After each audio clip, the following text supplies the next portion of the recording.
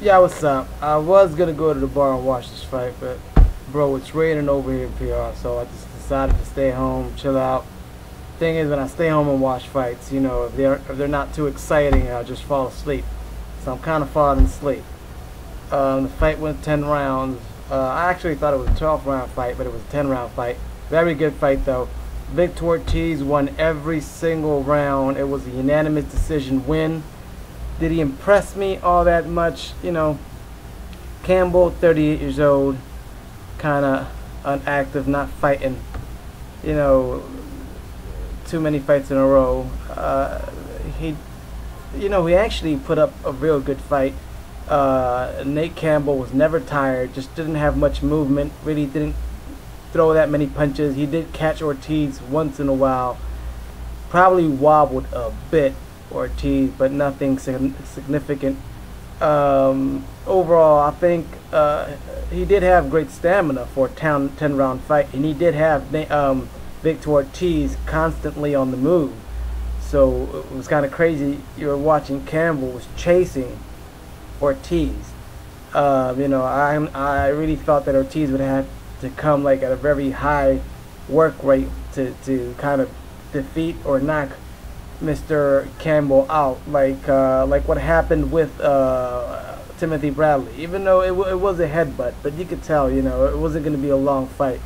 Anyway, I'm thinking, I was thinking in the future, see a Timothy Bradley versus a Victor Ortiz. That would be a very good fight. Again, was it an impressive fight? I'm a fan of Victor Ortiz, but he really did not impress me that much. He did get caught with a lot of punches. Sometimes he would have his hands too low. Honestly, if I can tell you if he's going to become a superstar after this fight, I don't know.